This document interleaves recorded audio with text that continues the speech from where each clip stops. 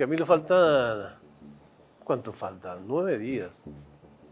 ¿Qué es lo que se puede decir como análisis del tiempo que falta y de qué esperas de esa jornada electoral?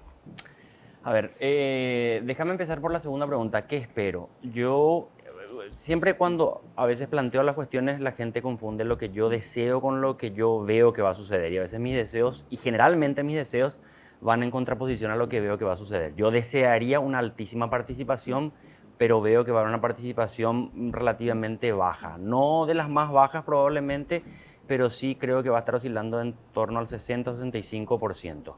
Porque el gran crecimiento del padrón se dio básicamente con los jóvenes que fueron a través de la inscripción automática. Y es la porción del electorado que menos vota. Además, tiene que ver no solamente con una cuestión de apatía, sino que muchos se inscribieron en Casa Paz, Ciudad del Este, después migraron a otros puntos del país, no saben dónde votan. O sea, no es un problema simplemente de conciencia política. Después, todo el fenómeno de la migración que se acentuó en los últimos tiempos de áreas rurales a áreas urbanas por el tema de la crisis económica, la pandemia, que agudizó bastante más el empuje de la gente del interior a los centros urbanos. Entonces, va a haber mucho desacomodo de la población para poder votar. O sea, son factores que no solamente tienen que ver con la apatía electoral, sino que tienen que ver también con la propia movilidad de la gente. Entonces, veo que va a haber una participación relativamente baja. Eso va a llevar a que los aparatos partidarios tengan mucho peso. Eso va a llevar a que el próximo Congreso Nacional sea un Congreso casi bipartidista, probablemente el más bipartidista desde la caída de Stroessner hasta nuestros días. Porque recuerdo yo aquellas primeras elecciones relativamente democráticas, 1993 con Guasmosi, tuvo la irrupción del Encuentro Nacional y otras fuerzas más que de alguna manera visualizaban un tercer sector. Hoy en día en la Cámara de Senadores básicamente hay un tercer sector, no solamente tercera fuerza, el Frente Guasú, Patria Querida, etcétera, que creo que va a disminuir bastante, y el Congreso Nacional, tanto en la Cámara de Senadores y mucho más en la Cámara de Diputados, va a estar teñido de rojo y azul. No es lo que yo deseo, pero es lo que yo estoy viendo. ¿Cómo veo estos últimos 9, 10 días? Veo que la campaña del Partido Colorado está trabajando en fidelizar sus votos colorados, casi como que haciendo una campaña hacia adentro, intramuros, y no hablando con la sociedad paraguaya hacia afuera. Probablemente por el cálculo estratégico que harán que simplemente consolidando el público intramuros, el Partido Colorado tiene como para poder ganar, teniendo en cuenta lo que tiene enfrente. Una oposición fragmentada, que a pesar que si uno hace el recuento demográfico electoral, si se quiere decir, siempre suelo indicar esto, desde el 93 hasta ahora, las únicas elecciones donde hubo más votos colorados que votos no colorados fue en la elección del año 1998.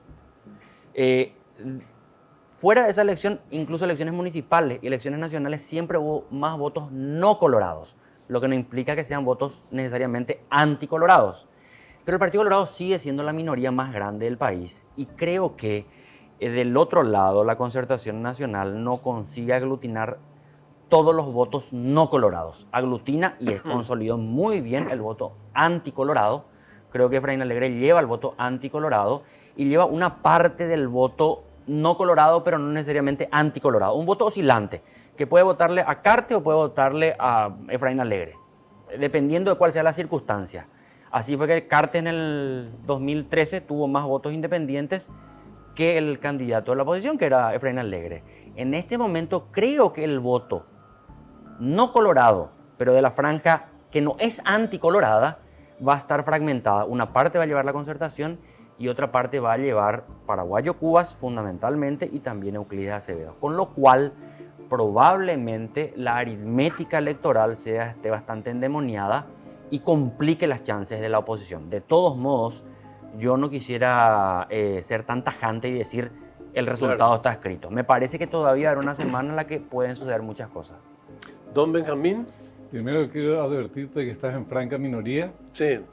Más allá de las cuestiones ideológicas, somos dos aurinegros Aborígenes. que estamos aquí presentes, así es que... Sí. Que internacionalmente estamos muy bien y nacionalmente digámosle que... Estamos ahí en carrera. Sí. Estamos ahí.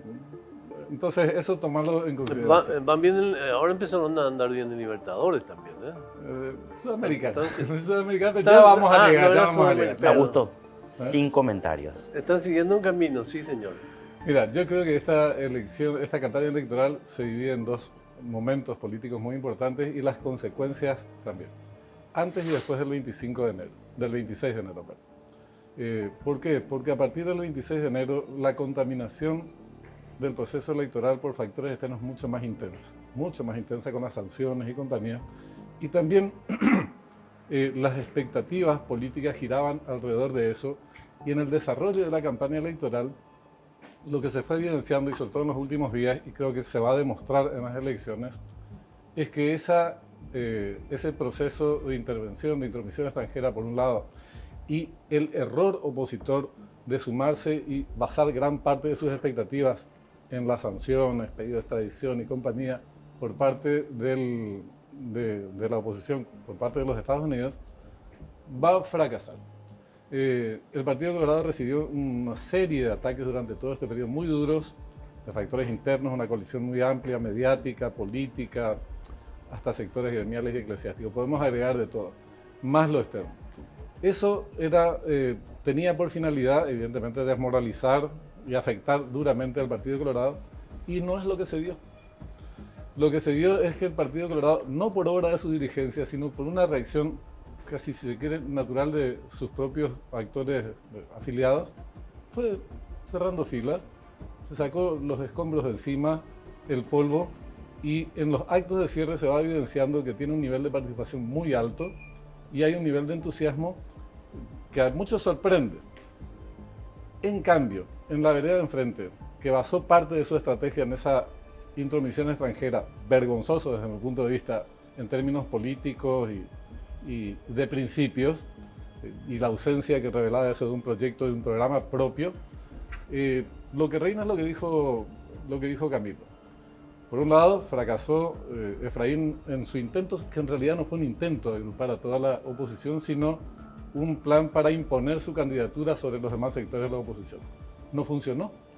Y prueba de ello es que surgieron otras candidaturas que se desarrollaron por fuera de la concertación. ¿Qué tanta aceptación tienen o no, van a tener o no estas candidaturas, la de Euclides y la de Payo? Para mí es una incógnita, honestamente. Lo que sí creo que son actores que demuestran, por el nivel de aceptación que hasta ahora ya han obtenido, que lo de la polarización entre dos únicos candidatos es cuento chino. Sí, no existe. Eso fue algo que también fracasó como parte de un libreto, una hoja de ruta que estaban desarrollando desde sectores medianos. De hecho, Benjamín, que la polarización era la principal herramienta, al margen de lo que mencionás, ¿verdad? Como factor externo, era una herramienta sustancialmente importante en la estrategia de Efraín Alegre, digamos, ¿verdad? Fundamental. Para decir, estos no existen, por Payo y por Euclides, vótenme a mí. Yo soy más que nada para obligar a la unificación, digamos, ¿verdad? Ahora, ayer creo que fue que hablaba creo que es colega tuyo, José Fernando Duarte, en relación a este modelo de eleccionario paraguayo que lleva 2 largos años. En tanto vos ves, en la Argentina se están preparando ahora para unas internas, para una elección que va a ser en octubre, digo. Sin embargo, cuando uno observa lo que dejan los 2 años, no deja un aporte en activo, democrático, en propuestas y compañía. ¿Qué es lo que nos pasa para ser damnificados de procesos tan extensos en Paraguay? Y quedan pocos días, un poquito más de una semana para las elecciones. Yo creo que se va a incrementar o dos realidades. Hay 2 realidades contrapuestas.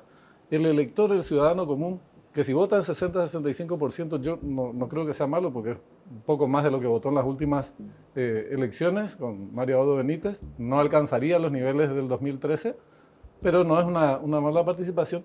El electorado está muy tranquilo, en general.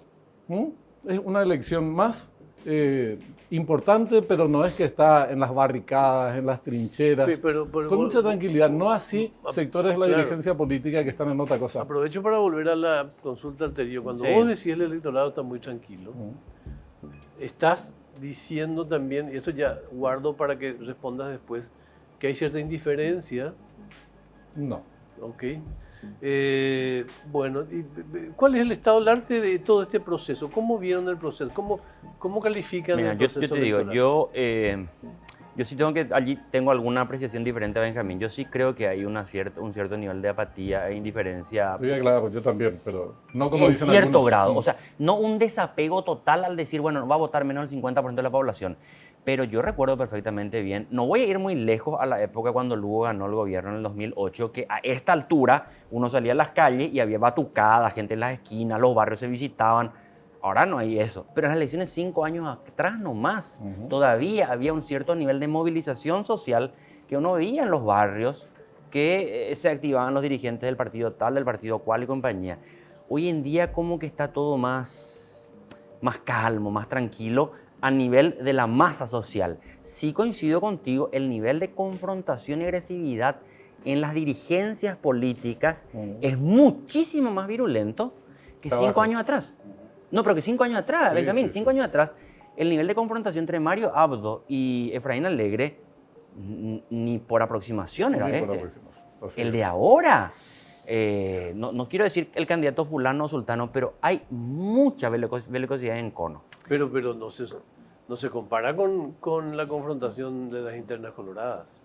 No. Bueno, no en términos de la retórica, pero digámosle que la posición de fuerza. La posición de fuerza.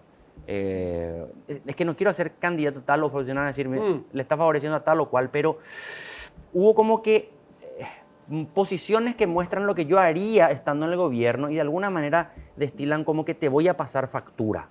Y en el Partido Colorado era una retórica muy incendiaria, pero no se veía esa confrontación real de carne y hueso. Ahora, paréntesis, y creo que escapa al alcance de este programa, voy a simplemente decirlo. Creo yo que el gobierno de Mario Abdo Benítez, no recuerdo desde la caída de Alfredo Stroessner hasta nuestros días un gobierno más entreguista, obsecuente y sumiso a una potencia extranjera. Esa cuestión de haber aparecido en un cuartel militar en la Florida, en los Estados Unidos, vestido de soldado, a mí me chocó. Y eso que yo, no por una cuestión de fervor patriótico, sino que me choca mucho. Yo le decía a algunas personas que defendían eso, pero lo que pasa es que Marito era para... A ver, sacarlo de Estados Unidos. Vamos a suponer nada más que sea Fernando Lugo y aparece en un uniforme militar en Caracas. Pero destitución inmediata destitución. Sí. Entonces, el daño que se le produjo a la República del Paraguay en estos 5 años es muy grande. Entonces, creo yo que en las internas coloradas hubo mucha retórica de confrontación.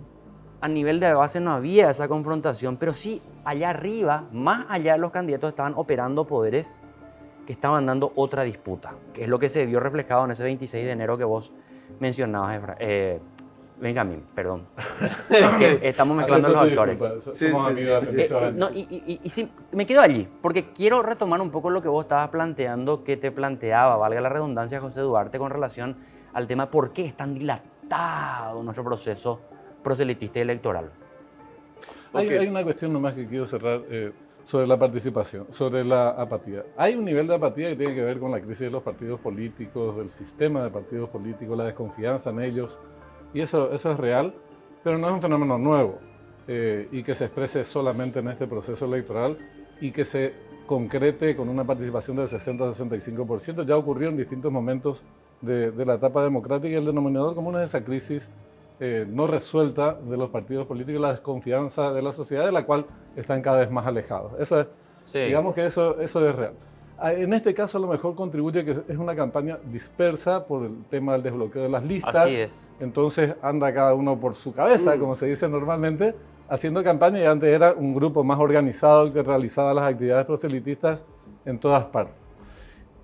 Pero lo que quiero agregar es que mientras a nivel social hay un estado de ánimo de tranquilidad con respecto a las elecciones, que generalmente es lo que precedía a todos los comicios, lo que hace más hostil este periodo final de la recta final de la campaña electoral de las dirigencias políticas, y particularmente del equipo de Efraín Alegre, son las insinuaciones o expresiones que van más allá de insinuaciones de desacreditar de antemano, por ejemplo, resultados adversos si no coinciden con los suyos.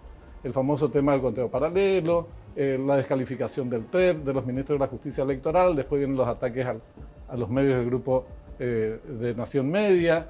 Entonces, adquirió un perfil muy antidemocrático y muy hostil en el curso de las últimas semanas, Y cualquiera se pregunta, ¿y será que realmente, además de declararse presidente moral en caso de ser derrotado, como lo hizo en otras oportunidades, nunca reconoció resultados adversos? ¿No podría dar un paso más y buscar enturbiar la jornada electoral? Y son incógnitas. Eso se teme. Ahora, esperemos que no ocurra, ¿verdad? Ahí ya es una expresión de deseo, esperemos que no ocurra. Afortunadamente también se observa que la política en todos estos tiempos ha sido más un arte de representación que una realidad que se abreva, digamos, en los ciudadanos, porque es la única forma de explicar estas dos temperaturas, la que se vive a nivel de ciudadanos y la que se vive en el desgañitar permanente de la clase política por todos los medios de comunicación. También hay que mirar el funcionamiento de los medios para ver sus niveles de representación en todo este tiempo. De cualquier manera, yo creo que vale reflexionar de cara al futuro sobre la forma de buscar mayor austeridad en la construcción de los procesos electorales. Sería materia de tiempo también, ¿verdad? Sí. Incluso desde la elección hasta la asunción del nuevo presidente es ridículamente largo. Sí, no, eso hasta el 15 de agosto. Mira, allí yo tengo mi lectura hace bastante tiempo con respecto a esta cuestión del funcionamiento del sistema político. Hay un problema estructural y de base, de partida, que yo no sé si el próximo gobierno va a afrontarlo o no, que tiene que ver con el propio diseño constitucional. Es mi lectura, ¿eh? El diseño constitucional del 92 tiene unas virtudes que están vinculadas a que como salíamos de un periodo de dictadura y hiperconcentración del poder, dictadura militar para más, había como que un espíritu, si se puede utilizar el término, que recorría la reflexión doctrinaria de los constituyentes, sean colorados, liberales o independientes, de decir, pucha, necesitamos descomprimir esto, necesitamos evitar que nos surja otro Stroessner. Nada de reelección. No a la reelección, creación de gobernaciones en un país unitario donde hay una homogeneidad bastante grande de norte a sur, de este a oeste, en comparación con otros países, como para que tengamos un híbrido que no es federal, pero como que trata de ser algo federal, porque un gobernador electo por voto popular, cuando la Constitución Nacional dice que es el representante del Poder Ejecutivo, no es coherente doctrinariamente. O sea, o es representante del Poder Ejecutivo, entonces el Poder Ejecutivo designa. Ah, no, pero eso hacía Stroessner. Ok, allí está el tema de que porque Stroessner hacía, no se puede discutir ya eso. Hay un veto allí, una censura allí a discutir eso. Te interrumpo porque ahí hay que agregar un actor que me parece que es fundamental para analizar esto y que ya viene un poquito después con el Código Electoral. Bueno, allí, Augusto. El voto directo. Pero allí voy, pues justamente. Es que la base, el cimiento del sistema electoral paraguayo está en la Constitución Nacional, que es la que permite que el Estado intervenga, para mi comprensión y mi gusto, de una manera inaceptable en un partido político. Un partido político debería ser una agrupación de personas que se unifiquen en torno a alguna lectura del rumbo que tiene que tener la sociedad y desarrollen su doctrina, su ideología, su forma de organización y elijan su candidato como quieran elegir. Pero el Estado no se puede meter a decirle, hacer la elección así, A ver. Partidos políticos, clubes de básquetbol. Lo que sé, pero mira, dicen, en nombre de la democracia metimos el voto directo. El voto directo lo que hizo fue que la plutocracia ingrese. Al punto que si uno compara las representaciones legislativas de los dos grandes partidos, Partido Colorado e incluso el Encuentro Nacional en el 93, recordarán ustedes el 93, del 93 al 98 teníamos senadores o incluso diputados que tienen un nivel de erudición pero fantástico, pero que hoy en día se presentan a cualquier cargo electivo y no tienen ninguna posibilidad de ser electos, porque eran personas que desarrollaban la visión política de esa agrupación para darle línea al accionar colectivo a la gente. Pero también tiene que ver con fascinaciones que son fáciles de instalar en los ciudadanos, ¿verdad? Cuando te dicen lista sábana, te dicen... Son fascinaciones porque... Ahora ya se están arrepintiendo algunos del tema del desbloqueo. Yo creo que en parte explica las prolongadas campañas electorales por el tema del voto directo y el avasallamiento a la soberanía de los partidos ya desde la Constitución misma. Pero no explica todo porque en Argentina tenés las PASO, que son elecciones voto directo. Los partidos políticos están pulverizados o muy golpeados, ¿verdad? Muy fragmentados. Es una realidad distinta a la nuestra en ese sentido. o por lo menos no muy parecida. Acá todavía las estructuras partidarias guardan ciertas formas, pero tienen procesos electorales mucho más cortos que el nuestro. Entonces, comparto plenamente que a los partidos se les profundizó la crisis por esta vía, ¿verdad? Del voto directo y de imponerle desde la Constitución cómo tienen que organizarse, cómo tienen que votar y todo lo demás, que tendría que ser una decisión soberana de cada una de las organizaciones. El que no le gusta crea sus otras organizaciones y se organiza como le parezca mejor. De todas maneras, insisto, es una parte de la realidad y hay otra que yo por lo menos no tengo explicación de por qué tienen tanta duración. O sea, no creo que por esta vía solamente se resuelva el tema de la duración de las campañas Claro, electorales. pero es que yo no creo que sea así el único motivo exclusivo y excluyente. Pero vamos al caso de la Argentina simplemente para hacer un intercambio analítico. En el caso de la Argentina, la forma de politización de la sociedad hace con que la sociedad argentina esté en movilización permanente, a favor o en contra. Y aquellos microrelatos que unifican la movilización tienen que ver con causas. Dice, en contra del FMI, a favor de la firma de tal, en contra del acueducto. Movilizan causas y la gente se moviliza. Las estructuras partidarias se movilizan en base a eso. Aquí en Paraguay no existen ni siquiera esos microrelatos. Entonces, ¿qué es lo que le unifica a la gente para movilizarse? La esperanza de que tu caudillo llegue a un cargo. Claro, entonces, lo que te va a unificar por 2 años es, en 2 años tenemos elecciones, vamos a trabajar ya por nuestro líder, por nuestro caballú, porque tenemos que llevarle, pero cuando él esté allá arriba, nosotros vamos a ver.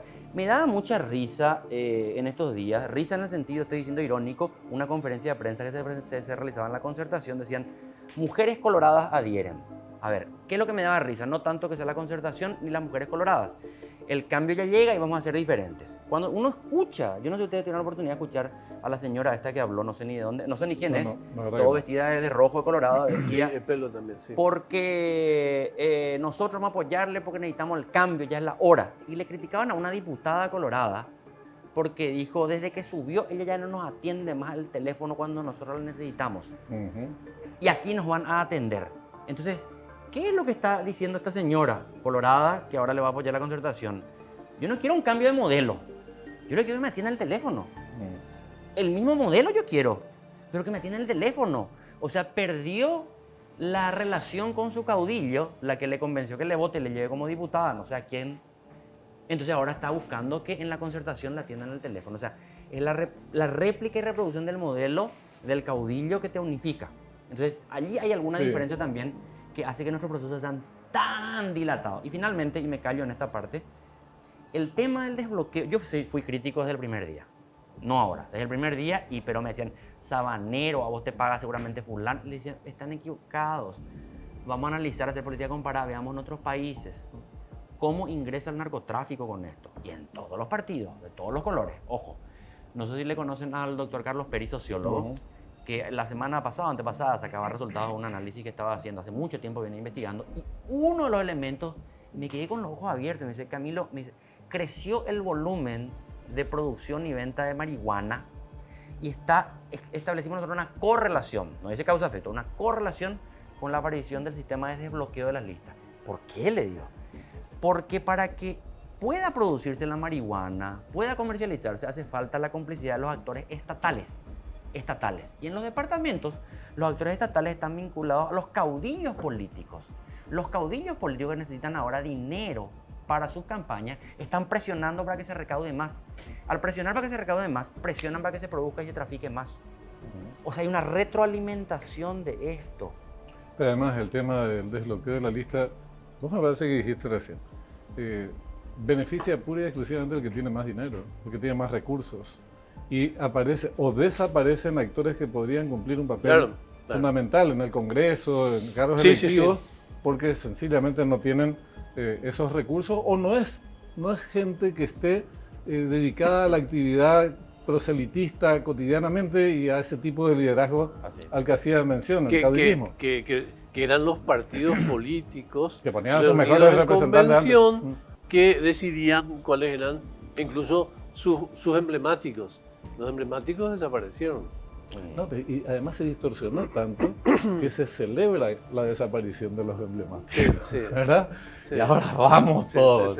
Y es la auténtica democracia. La auténtica democracia, pero ya están arrepentidos los mismos promotores de esos proyectos, porque ellos mismos sufren las consecuencias. Ya aprobaron las internas, le fue muy mal en algunas internas y seguramente ya auguran que va a pasar algo similar en estas próximas Lo elecciones. penoso, que yo hablo también en privado o les entrevisto a algunos de esos actores que impulsaron tanto la ley de desbloqueo en aquel momento o apoyaron, te decían ya en privado en aquel entonces, recuerdo bien haber hablado con varios en privado y me decían, la presión que hay por parte de los medios es demasiado grande como para salir en contra. Pero además mentirosa, Camila, porque se decía, pero se acaba la lista sábana, que no se acabó la lista no sábana. solamente mentirosa, en general ignorante. O sea, muchas veces los grupos de medios asumen banderas que ni siquiera conocen. Pasó muchas veces en toda la historia. Esta es una cuestión.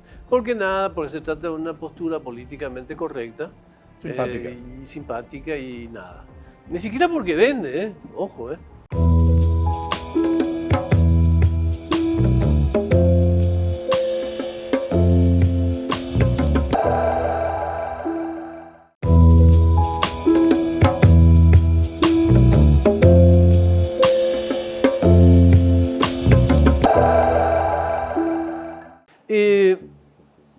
No importa cuál sea el resultado, ¿cuál les parece, empiezo contigo de nuevo, Camilo, que va a ser hubo un proceso que va a terminar en una semana que ha sido muy azaroso dentro de la izquierda, digamos, a consecuencia de estos micropolos que se generaron, con situaciones tragicómicas o trágicas en algunas ocasiones alrededor del Lugo? Esa grieta, ¿a qué lleva? Bueno, en el Frente Guazú conviven varias almas, pero si se me permite agrupar así, grosso modo, dos grandes almas. Está un alma vinculada a esa izquierda de tradición revolucionaria, rupturista, si se quiere decir referenciada teóricamente en el marxismo. Y hay otra alma de la izquierda que proviene del mundo de las ONGs, de los movimientos urbanos, que no tienen como referencia teórica al marxismo y tampoco son revolucionarios. Hoy, ante la presión electoral, se ve incluso en el discurso de ambos sectores. Sí. Uno le escucha a Hugo Richter, Sixto Pereira, Jorge Querey y le plantean, pero Euclides va a ganar. No. Mira, nosotros no nos agrupamos políticamente solamente para ganar o perder. Nosotros estamos en la construcción de un proyecto político que busca un horizonte emancipatorio, punto. Del otro lado, pero ustedes, ¿cómo van a hacer para justificar el ministro del Interior de Efraín, anunciado en conferencia de prensa, va a ser el representante de un partido de la ley Zavala-Riera, la que ustedes quieren derogar en el Parlamento? ¿Cómo hacen? No, lo que pasa es que la alternancia, porque el Partido Colorado y el horizonte emancipatorio y revolucionario, en este momento lo que hay que hablar son dos almas que solamente convivieron por Fernando Lugo y el capital político que Lugo tenía tiene. Pero Fernando Lugo está en el ocaso de su liderazgo político por diferentes factores, por lo que sea, y no va a poder ser el elemento aglutinante de aquí a final del próximo lustro. Entonces allí vos vas a tener lo siguiente, a ver, ¿cómo resultan ahora las internas de la izquierda? Y las internas de la izquierda, como las internas fueron en diciembre, no, las internas reales. ¿Quiénes son electos ahora en el Senado? Y digo en el Senado porque, sinceramente, recorro el país de punta a punta y no estoy viendo dónde la izquierda a nivel de diputados podrían ingresar. En Asunción, creo que los sectores progresistas, no sé si la izquierda, pero progresistas, cayeron en una trampa al Partido Liberal. Entraron en esta alianza con el Partido Liberal y el Partido Liberal va a utilizar los votos remanentes de estos sectores progresistas, Joana Ortega, Meyer y compañía, para meter 2 diputados, que hace mucho no tiene. Creo que va a ser ese resultado. En el Departamento Central van a quedar un testimonio irrelevante en términos electorales. Qué muy buena jugada. En el Senado hay que ver quiénes ingresan. Pero si ingresa, por ejemplo, Esperanza Martínez a un lado, Sixto Pereira al otro lado, eso implica que no veo yo posibilidades de la continuidad de un proyecto unificado por mucho tiempo. Que lo ubicó casi como tercer espacio. Hoy es la tercera fuerza. Claro. Yo dudo sinceramente que el Frente Guazú sea la tercera fuerza en el próximo periodo. No es lo que yo deseo, es lo que yo veo. Creo incluso que algunos sectores de centro derecha, como el Encuentro Nacional, van a crecer bastante más. Patria Querida va a tener algún nivel de representación. Entonces, ese tercer espacio que hoy está de alguna manera hegemonizado por la izquierda, va a ser hegemonizado por propuestas políticas de centro-derecha en el próximo periodo. De decisiones, ¿no? La importancia de las decisiones. No, a mí me parece que el elemento principal es la desaparición o la retirada de la cena de Fernando Lugo. Era el factor que mantenía el aceite y el vinagre como para hacer la ensalada, digamos, como los condimentos principales. Pero son estrategias diferentes, claramente. Sí, hay un sector muy adaptado a este modelo, que es el que encabezan Esperanza, Carlos Filisola y compañía, y están aglutinados detrás de Efraín Alegre. Y el otro sector, como lo describió correctamente Camilo, rupturista, se propone un cambio del modelo como parte de la lucha por el cambio del sistema, ¿verdad? Entonces, eso no puede coexistir. Coexistía por el liderazgo muy fuerte de Fernando Lugo. Por eso lo mantienen a Lugo contra viento y marea hasta las elecciones. A decir verdad, yo creo que él ya no tendría que haber sido ni candidato, ¿no? Honestamente. Solamente que ahí hubo un acuerdo de decir, se mantiene porque de otra forma no tenemos ninguna posibilidad de mantener una lista unificada, inclusive, de cara a las elecciones generales. Pero vos hablas con ellos y todos ya asumen que es una crisis abierta la que tiene el Frente Guazú y que después de las elecciones se va a potenciar.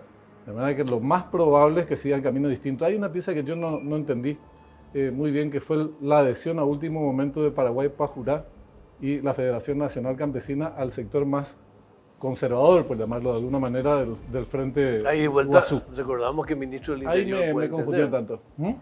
Ahí recordamos de vuelta Pero no. la situación que mencionaba Camilo con el candidato a ministro del Interior. Igual no creo que sea claro qué va a pasar con Lo que pasa Patria es- Querida. Igual Sí. la crisis del Frente Guazú no es la única crisis que se va a plantear al No, día claro, siguiente de las claro. elecciones. No, depende del A resultado. varias agrupaciones se va a dar. Depende del resultado. Va a depender el tipo y la dirección de las crisis.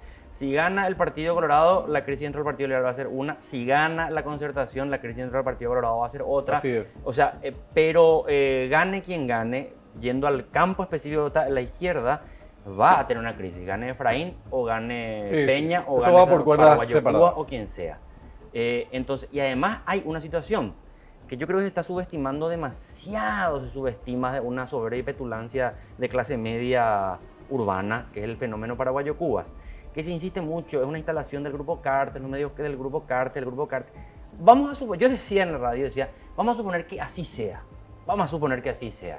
pero si es una instalación del Grupo Cartes y está cuajando en una parte de la sociedad, es porque está dialogando con esa parte de la sociedad. Y si representa una parte de la sociedad, es una representación política.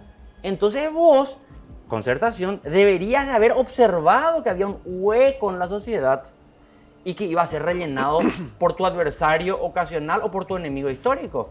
Y si Paraguayo Cuba está ocupando eso, entonces, ¿qué hacer ante ese fenómeno? Simplemente decir, no, es un loco, un tarado, puede llevar lo que pasó con Trump, Bolsonaro. No, ni siquiera estoy diciendo que pueda ganar, pero que pueda tener. ¿Y qué pasaría si se da el fenómeno paraguayo, donde el nivel de politización de las grandes masas es una politización muy instrumental nomás, no es una politización conceptual o de retórica de movilización, y la gente se va y le quiere votar a Paraguayo Cuba? Vamos a suponer que tenga 10% de los votos nomás. Vamos a ver. Y dice, pues yo le voy a votar para... ¿Y a quién le voy a votar para el Senado? Y como hay tantas listas, no, yo no sé ese quilombo. ¿Qué número pide Payo? Y 911. Y le vota todito a su lista 911. Van a entrar parlamentarios, no tenemos la menor idea de quiénes son, pero va a suceder eso. Sí. Y van a ocupar ese espacio que va a ser dejado por el Frente Guazú. Porque van a dialogar aquellos vinculados a Paraguayo Cubas con esa parte de la sociedad que el Frente Guazú estaba dialogando finalmente, hasta ahora. finalmente, realmente es un asunto de lectura, ¿no? De escenario se llama, ¿no? A propósito de escenario y de mirar un poco para adelante, no importa que el resultado se concrete, hay como tres cambios que se van a imponer, ¿verdad? Los cambios estructurales que casi no ocurren en nuestro país, los cambios urgentes, que seguramente es la agenda con la que se encuentran los presidentes al día siguiente de asumir, y las urgencias que no requieren de cambios, pero están ahí. ¿Pueden identificar algunas de estas cuestiones como tarea del día siguiente del próximo presidente? Porque no hay próxima presidenta posible. Próximo No, presidente. Mira, yo primero descartando, no, cambios estructurales de fondo no están planteados. Cambio de modelo tampoco creo que están planteados entre las dos principales candidaturas, me refiero a la de Santiago Peña y a la de Efraín. Sí, cambios en cuanto a la gestión del Estado, es clara la diferencia entre lo que el perfil de Santiago Peña y el de Efraín. A favor del primero, debo decirlo, ¿verdad? Pero entonces el cambio de modelo no está. Las capacidades de cada cual, y sí creo que podrían plantearse desde la óptica de Euclides y a su estilo paraguayo-Cuba, que no tiene posibilidades, digamos, de llegar a la presidencia de la República, pero comparto que puede tener un electorado que de por sí ya represente un fenómeno político y una realidad política que va a estar presente en los próximos años. Entonces, fuera de esos grandes cambios que no están planteados, hay grandes urgencias a las que sí van a tener que responder cada uno de ellos. Empezás por el tema Itaipú. Ya está planteado esto. Ahora, renegociación del anexo C, hay una nueva realidad con Brasil, nuevo gobierno en Brasil. A pesar de eso se hizo una negociación desventajosa, un acuerdo desventajoso, pero que el nuevo gobierno va a tener que tomar en sus manos porque la revisión del anexo C es una cuestión establecida en el tratado. Tenés la previsión social. El mar de fondo de la salud y la educación que siempre se cacarea se llama pobreza. En un contexto económico desfavorable, porque los indicadores en materia de déficit fiscal, en materia de endeudamiento público, son malos. Entonces, yo ahí sí creo que las capacidades personales se imponen sobre los desconocimientos en esta materia y creo que la gente le ve más preparado a Santiago para hacer frente a eso. Se pasaron momentos de mucha adversidad, inclusive cuando llegó Horacio Cartes al gobierno, la situación regional era malísima, la situación de la economía era malísima, Paraguay estaba absolutamente aislado. Hoy estamos en condiciones económicas nacionales y regionales malas, pero ni siquiera llega a los niveles desastrosos de entonces. ¿Cómo integren ellos en su agenda los temas que mencionaba, pobreza, educación, salud, el tema de Brasil, de la renegociación de Itaipú y la previsión social, la reforma previsional, que va a ser un elemento, es lo que va a diferenciar la práctica del próximo gobierno o la continuidad de lo que estamos viviendo hasta ahora, que no se manifestaron cambios favorables en ninguno de estos temas, digamos. Mira, yo creo que hay algunos desafíos que sea el gobierno que sea va a enfrentar. En los últimos años, de alguna manera, teniendo alguna disidencia con respecto a lo que estaba planteando Benjamín, 10 años atrás, cuando asume Cartes, creo que el cuadro no estaba tan mal como está ahora. Cartes no recibe un país en una condición tan explosiva como como el próximo gobierno va a recibir. Vos decías, el nivel de endeudamiento, la inflación, que es un problema no solamente nacional, sino que es internacional. Estamos teniendo niveles de inflación que Paraguay no conocía hace muchísimo tiempo, pero que no es un fenómeno solamente paraguayo. Como nosotros somos sujetos mucho de la dinámica externa, Paraguay depende mucho de la dinámica externa, en el mundo están sucediendo cosas que nosotros no podemos simplemente dar la vuelta y no observar cómo se vaya desarrollando. Nosotros estamos a pesar de que acá no se hable, diga, ¿qué virorei eso es? Estamos en este mismo momento asistiendo a una tensión mundial enorme. La guerra entre Rusia y Ucrania, que hace tiempo dejó de ser una guerra entre Rusia y Ucrania, está poniendo en disputa al hegemón mundial. Los Estados Unidos de Norteamérica va a seguir siendo una potencia enorme, gigantesca, pero yo no sé si en la próxima década va a ser la potencia hegemónica que sigue siendo. Y esa disputa se traslada a todos los rincones del planeta. Eso tiene efectos en la economía. Los ganaderos están pidiendo abrir relaciones económicas directas con la República Popular China. China está creciendo en su influencia geopolítica mundial. O sea, el próximo gobierno va a tener que decir, ¿qué hago yo? ¿Mantengo el statu quo o discuto esto?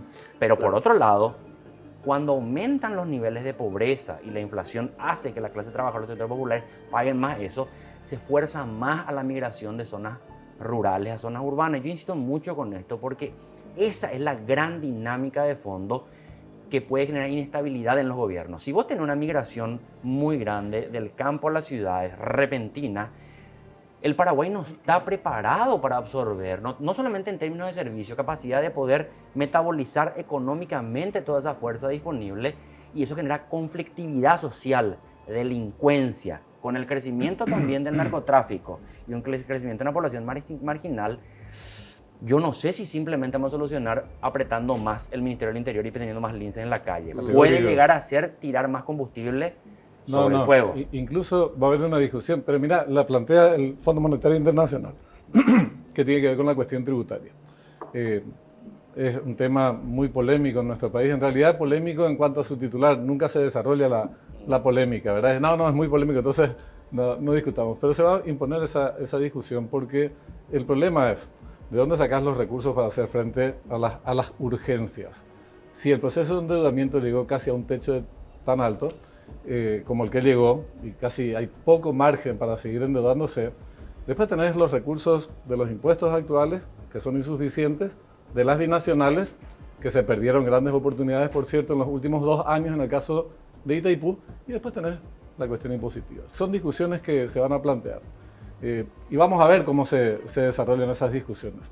Porque el aumento de la formalidad, de la formalización y del crecimiento económico mismo como vías para obtener más recursos es un proceso lento, ¿no? Es una cuestión y tiene sus límites. Tiene sus límites y lleva tiempo. Y las urgencias se van a plantear de manera inmediata. Entonces, vamos a ver qué se dan en estos campos. Yo creo que son discusiones que van a surgir. Lo que quería decir nomás con respecto al impacto mundial es que el ser un país tan atrasado también a veces tiene alguna que otra ventaja, ¿verdad? A nosotros nos afecta mucho más la crisis regional, Brasil, Argentina. Fíjate, hay una tendencia que suba el dólar en todo el mundo y acá baja el dólar. Les agradezco que me están contestando mi última pregunta, que tiene que ver con el contexto regional. Entonces sigan nomás. O sea, el contexto regional es la otra cuestión que quería consultarles, porque América Latina está en movimiento también, los procesos, se instaló Lula. Pero hay otra cuestión, Taiwán o China, que va a ser el otro debate para el próximo gobierno. Así que dale, algo más sobre el tema, por favor. Contexto y asunto internacional. El gobierno que asuma ahora el 15 de agosto va a tener un contexto regional totalmente diferente al gobierno que asumió el 15 de agosto del 2018. O sea, Mario Abdo asumía en un contexto regional donde en términos políticos, ideológicos, tenía sintonía. Era una región bastante conservadora, girada a la derecha. Hoy en día el presidente que asuma va a asumir una región girada hacia posiciones, sí, es decir, de izquierda me parece un poco forzado ya, pero posiciones más abiertas a buscar el multilateralismo y ese tipo de perspectivas. O sea, ni Lula es Nicolás Maduro, pero tampoco es Jair Bolsonaro. Y Alberto Fernández no es Cristina Kirchner, pero no es Mauricio Macri. Entonces, vos vas a tener una región donde van a decirle a Paraguay, bueno muchachos, ahora sos un nuevo gobierno, sentémonos a conversar, porque lo que vos haces allí, por más chiquitito y atrasado que sea, nos afecta a todos. Por ejemplo, una discusión que ahora no tiene un gran espacio en los medios, pero que es un problema, es una tensión entre las diferentes cancillerías, es la decisión que se está tomando ahora de concederle a los Estados Unidos de Norteamérica, al Cuerpo de Marines, la elaboración del plan maestro del tramo de la hidrovía Paraguay, que hay mucha molestia por parte del Brasil y de la Argentina, pero dicen, se está yendo este gobierno, vamos a ver qué hacemos con el próximo gobierno. ¿Por qué? Porque dicen, meter a los norteamericanos acá no es un problema técnico, es un problema que les metes acá y nunca más les sacás. Y ellos se quieren meter porque tienen problemas competitivos, fundamentalmente con China, que tiene una presencia enorme en el Brasil y en la Argentina, y se disputan espacios comerciales. Entonces, eso, a pesar de que no está planteado en los medios, son discusiones que el próximo presidente va a tener que saber cómo moverse. Sí. Moverse en la comodidad del club ideológico que le tocó a Mario Abdo Benítez. Eso no va a tener el próximo presidente. No, perdón, no. Sí, y no siempre el debate es estrictamente ideológico, o sea, parte de bases estrictamente ideológicas. Claro, los presidentes con igual ideología tienden a tener siempre mayores afinidades en cuestiones pragmáticas y ejecutivas, pero creo que también América va a tener que aprender a convivir con diferentes miradas. O sea, ya pasaron muchos gobiernos desde los procesos de transición y ya hay un atisbo de alternancia en algunos países como Chile, alternancia incluso de colores, digamos. Sí. ¿no? Mira, como expresión de deseo comparto plenamente contigo. Pero los bloques se forman y se deforman o desaparecen según estas tendencias regionales. Pasó con el Mercosur, Regionales pasó y con mundiales, UNASUR decís. y mundiales. Pasó con UNASUR, desapareció cuando hubo este giro, digamos, a posiciones más conservadoras de derecha en América Latina. Ahora se relanza. Chile, ¿eh? Paraguay y Uruguay quedan ahí medio al costado del camino. Eso es lo Entonces, eso va a seguir tragicómico que sigue sucediendo. existiendo. O sea, eso es lo que no tiene que suceder más, ¿verdad? Cancelar instituciones o proyectos multilaterales por la irrupción momentánea de algún tipo de idea política en un país. Pero vos o estás en los hablando del países. deber ser y la moral y el deseo, pero Sí. la realpolitik te manda otra cosa. Sí. En América Latina, a pesar de que nosotros tenemos virtudes y potencialidades que probablemente muy pocas regiones del mundo tengan, tenemos el mismo idioma desde México hasta la Argentina, digámosle que un mismo imaginario religioso bastante compartido, no digo la religión católica nomás, somos todos cristianos básicamente, la mayoría absoluta, y uno puede ser católico, otro puede ser adventista, Sí. lo que sea, pero hay una similitud. Tenemos incluso usos y gustos culturales más o menos similares. Andate a Europa. Europa cruza una frontera y te hablan un idioma diferente. Un idioma. Tienen religiones diferentes. En Asia es una cuestión totalmente diversa. Pero nosotros no podemos aprovechar esas potencialidades que tenemos porque lastimosamente y penosamente, y aquí no es una cuestión ideológica, creo yo, una observación empírica, América Latina hasta ahora sigue siendo una zona de influencia muy fuerte y muy poderosa por parte de los Estados Unidos de Norteamérica. Entonces, es funcional y es conveniente que no hayan bloques unificados, aunque sea por una cuestión estrictamente comercial. Sacar lo político, lo ideológico, pero una unidad comercial de la región es muy potente. La producción en escala es muy potente, pero nosotros no podemos tener una red ferroviaria en América del Sur. Los chinos están unificando su país, que es un país que tiene varios idiomas, a pesar que la gente crea que no. Están unificando su país productivamente y nosotros no podemos utilizar esa potencia que tenemos. Bueno, estamos yéndonos de... ¿A dónde? Eso vamos a ver en una semana. Exactamente. Todo lo que No, quieran. pero es bueno, discúlpame, porque Sí. el tema internacional va a ser algo clave para el próximo gobierno. Y nosotros actuamos mucho en función a Brasil, históricamente, y a Estados Unidos, Sí. que hoy tienen posiciones distintas en cuestiones capitales, como por ejemplo la relación con China, que va a estar puesta así sobre la mesa del Y próximo te tiro un presidente. problema más que va a tener acá, un problema que va a tener el próximo presidente, llámese como se llame, el tema Venezuela. Ujú. Y me decís, ¿por qué Venezuela? ¿Qué tiene que ver? Porque nosotros, como país, como Estado, dijimos, no le reconocemos al gobierno de Nicolás Maduro, le reconocemos a Guaidó. Hasta ahora el Estado paraguayo le sigue reconociendo a Guaidó como presidente de Venezuela, a pesar que ni en la propia Venezuela ya sus propios compañeros de ese proyecto le reconocen como presidente. Y eso hizo que Paraguay tome algunas decisiones, como por ejemplo decir, como no le reconocemos a Maduro, no reconocemos el reclamo de la deuda de PDVSA, Petropar PDVSA, está en el Tribunal Arbitral de París. Si Europa, así como todo muestra, llega a decirle reconocemos al gobierno de Caracas como el gobierno legítimo de Venezuela, ellos nos ganan esa demanda y lo que eran 300 millones de dólares pueden terminar en más de 500 millones de dólares.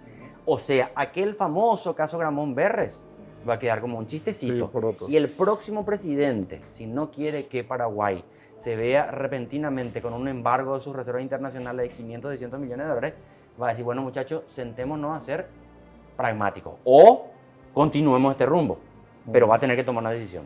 Así es. Muchas gracias, caballero. Muy A amable. usted por la Sí, invitación. Muchas gracias.